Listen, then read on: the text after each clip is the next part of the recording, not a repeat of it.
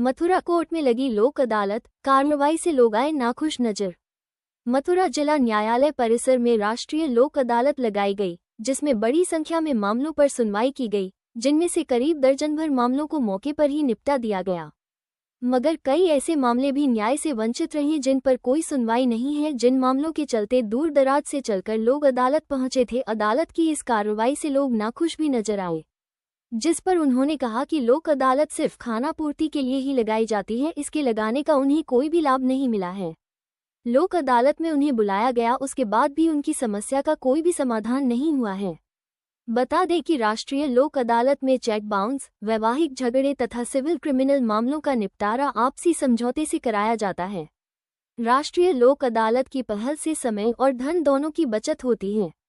माननीय जज साहब ने इस राष्ट्रीय लोक अदालत के बारे में क्या कुछ कहा, ये सुनते हैं। देखिए, ये राष्ट्रीय लोक अदालत माननीय उच्च न्यायालय और माननीय उच्च न्यायालय के निर्देशानुसार और नालसा और सालसा के तत्वाधान में ये आयोजित की जाती है। और जैसा कि पहले भी आप लोग कई अवसर पे हम लोगों के साथ रहे हैं लोक अदालत में, हमेशा ये प्रयास रहता है कि दोनों पार्टीज़ आपस में मिलकर जो तय करेंगी, क्योंकि लोक अदालत के बाद फिर कोई अपील रिवीज़न की चीज़ नहीं है, पार्टीज़ की सहमति से चीज़ें तय करी जाती हैं।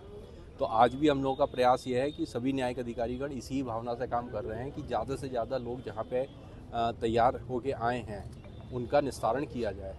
और मैं पुनः आपके इस प्रेस के माध्यम से मथुरा की जनता से अनुरोध करता हूँ कि जिन भी मैटर्स में वो लोग आपस में तय करके अपने मुकदमे जो यहाँ कोर्ट में चल रहे हैं उनको तय कराना चाहते हैं, तो वो आगे आएँ और अपने उन केसेस के बारे में हमारे न्यायिक अधिकारियों को बताएं। आज की लोक अदालत ठीक है, लेकिन अगली लोक अदालत में फिर हम प्रयास करेंगे और सामान्य कार्य जिन दिनों होता है उसमें भी हम लोग का प्रयास रहता है समझौते के आधार पर जो निमट सकता है उसे निपटाएं। कुल कितने मुकदमे लगाए गए? देखिए, कोर्ट्स में तो लगभग जो हमारे पेंडिंग हैं वो 15-20 हज़ार रहे होंगे, लेकिन आगे जो चालान वगैरह के हैं वो काफ़ी संख्या में लगे हैं।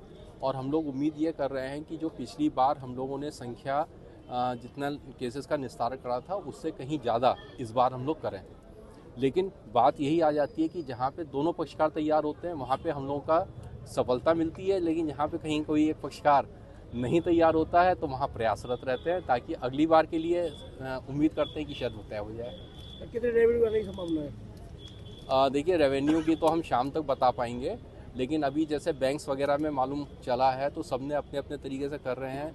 तो कहीं पे उनका ये था कि साहब 5 लाख रुपए तक का उनके पैसे आए हैं और वो कह रहे हैं कि साहब लोग आ रहे हैं। कहीं पे 20-25 लाख रुपए तक का बताया है। तो उम्मीद यही है कि अच्छे से अच्छा बैंक वाले भी, उन लोगों को भी रिकवरी होगी और हम लोगों का जो केसेस वगैरह में हैं वो शाम तक ही जानकारी हो पाएगी। रियायत भी रहती है क्या लोगों के लिए यहाँ लोक अदालत? नहीं, बिल्कुल। देखिए, रियायत की चीज़ यही है कि वो आके अपनी जो समस्या बताता है तो उसको जो बैंक की पॉलिसीज़ हैं वहाँ पे रियायत मिलती है। हम लोगों के यहाँ के जो केसेस होते हैं कि मान लीजिए चालान है, चालान में वो आके कह रहा है तो जो उसे मैक्सिमम पॉसिबल जुर्माना एक होता है और एक मिनिमम होता है। तो अगर वो आगे खुद तैयार है तो कोशिश ये करी जाती है कि मिनिमम पॉसिबल वाले अमाउंट पे तय हो जाए। यही लोक अदालत का मकसद है।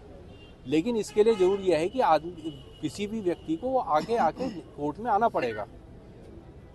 लोग जो नॉर्मल वर्किंग डेज हैं उनमें और इसमें लोक अदालत में यही चीज़ होती है। हम लोग प्रयास करते हैं कि भाई जहाँ पे आदमी आके कह रहा है कि साहब हमारा इस तरीके से है तो वहाँ मिनिमम पॉसिबल जो फाइन अमाउंट है वो दिया जाए। Thank you.